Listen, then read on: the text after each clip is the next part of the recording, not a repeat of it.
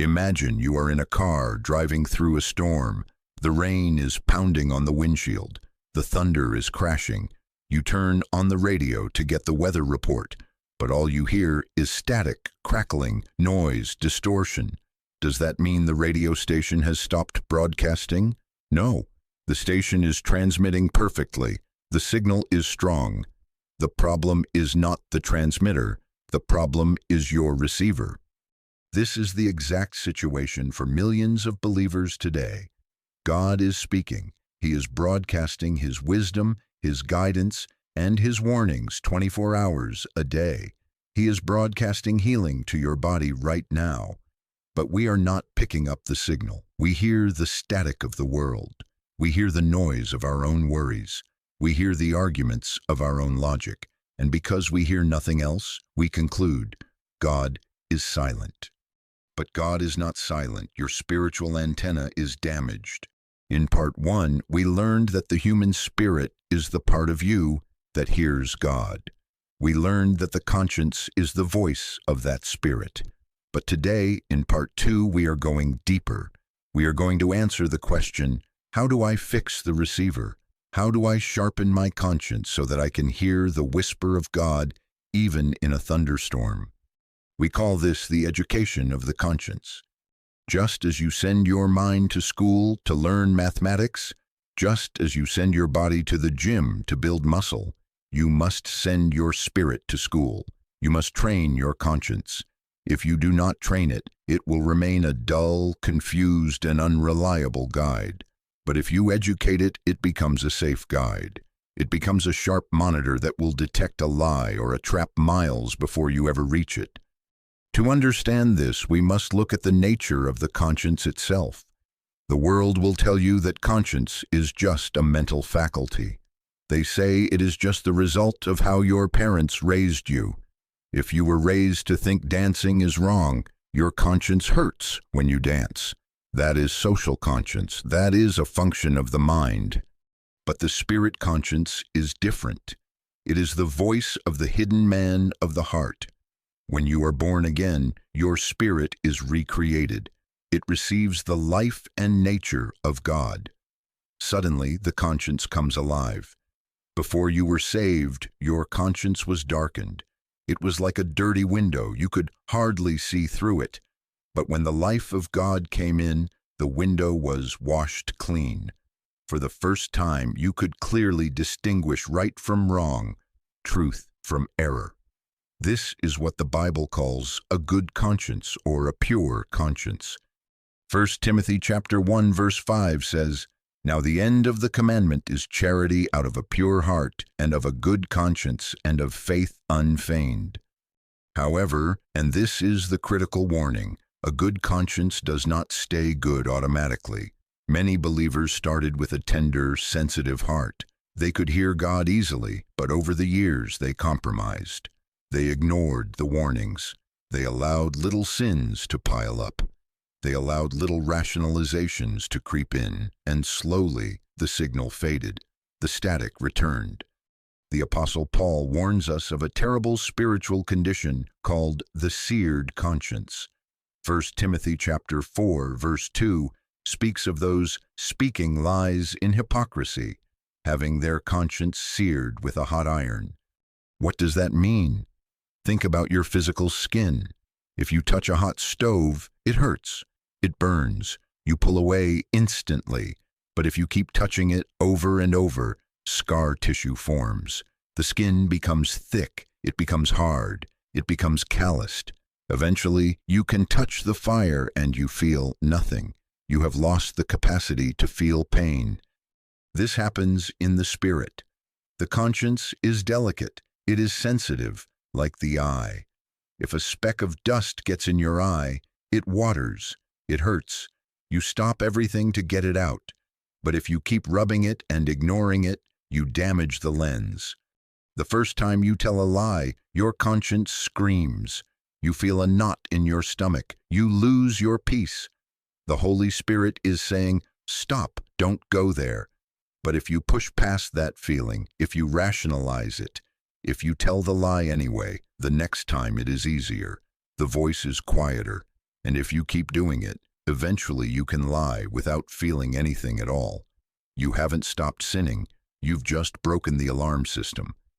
This is the most dangerous place for a believer to be walking toward a cliff and to have no warning signal left. But the good news is this condition is reversible. You can soften the heart again. You can resensitize the conscience. You can wash the window. So, how do we begin this education? How do we take a dull, confused spirit and turn it into a precision instrument for the Holy Spirit? There are 3 specific courses in this school of the Spirit. If you enroll in these 3 courses today, your hearing will improve dramatically within 30 days. Course number 1, the diet of the Word. The conscience acts on the information you feed it. If you feed your spirit with the news, with fear, with worldly entertainment, and with gossip, your conscience will be programmed by the world. It will warn you based on fear, not faith. It will say, "Don't give that offering, the economy is bad." That is not the voice of God. That is the voice of your programming. To fix the receiver, you must reprogram it with the Word of God. Hebrews chapter 5 verse 14 says, "But strong meat belongeth to them that are of full age, even those who by reason of use have their senses exercised to discern both good and evil." Notice the phrase, senses exercised. How do you exercise your spiritual senses? By feeding on strong meat, that is, the deep truths of the Word. Now, you must understand the difference between reading and meditating. Reading is scanning the menu. Meditating is eating the meal. Most Christians just scan the menu. They read their chapter to feel good, but meditation is chewing. It is muttering.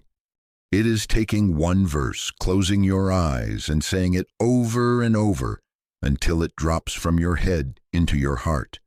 When you meditate on the Word, you are calibrating your conscience. You are setting the true north on your compass. You are teaching your spirit, this is what God thinks. This is how God acts. This is what is right in His eyes. So when a situation arises that contradicts the Word, your conscience instantly triggers the alarm. It says, "Error, error. This does not match the Word." Without the Word, your conscience has no standard. It is just guessing. But a spirit saturated in the Word is a safe guide. Course number 2, the discipline of instant obedience. This is the most painful course, but it yields the highest results.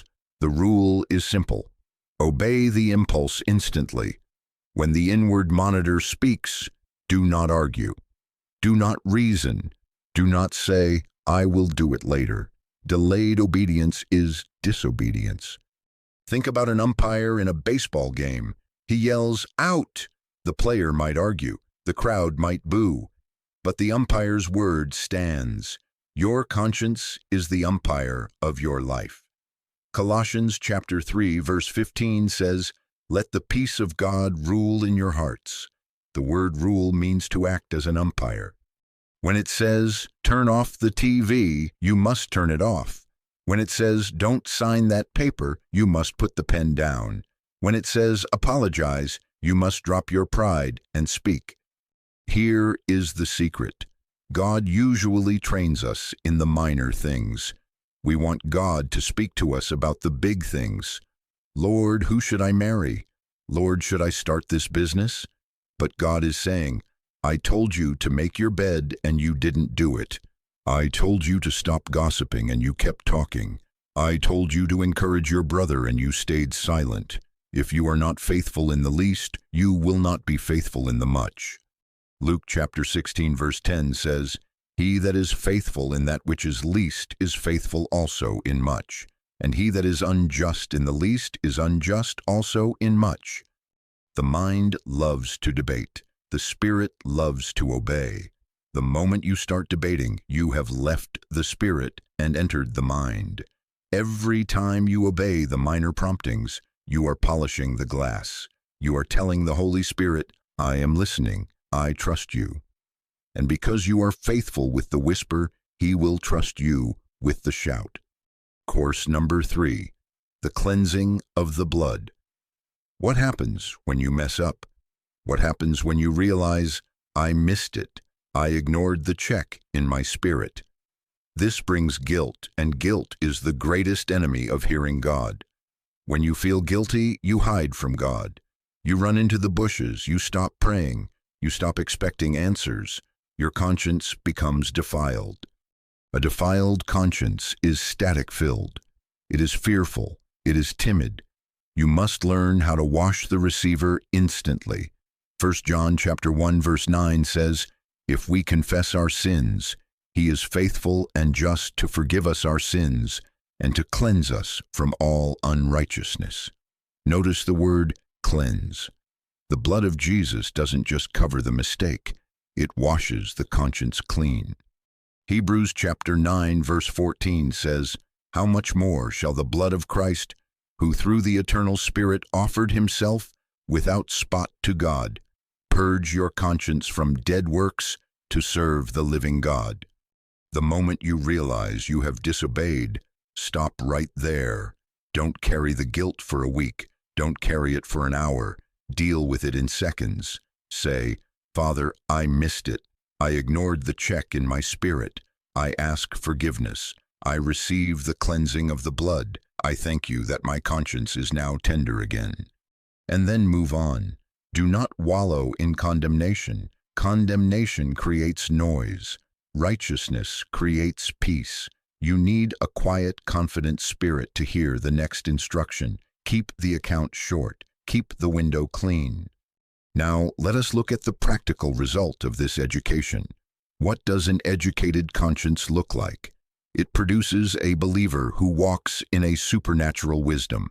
You will start to know things that your mind cannot explain. The Bible says in 1 Corinthians chapter 2, verse 16, we have the mind of Christ. This is not a figure of speech. Through your spirit, you have access to the intelligence of the Creator, but this intelligence flows through the channel of the conscience. The world calls it a hunch. The world calls it a gut feeling. But the believer knows this is the voice of the Almighty. You will walk into a business meeting and everyone is excited about a deal. The numbers look perfect. The lawyers are happy. The logic is sound. But sitting in your chair, your inward monitor will flash a red light. It won't be a voice. It will be a heaviness, a lack of peace, a velvet check. Because you have trained your spirit, you will respect that check more than the logic. You will say, I am sorry, I cannot proceed. 6 months later, the company goes bankrupt. The partners are revealed as frauds and you are safe. Why? Because the hidden man saw what the mind could not see. Or the opposite will happen. You will see an opportunity that looks impossible. Your mind says, no way, too risky, we don't have the money. But your inward monitor gives you a green light, a velvet push, a deep, settling peace. You step out in faith against your logic and you hit a gusher. You step into a miracle. This is the wisdom of the just. This is how Jesus walked. John chapter 5 verse 30 says, I can of mine own self do nothing.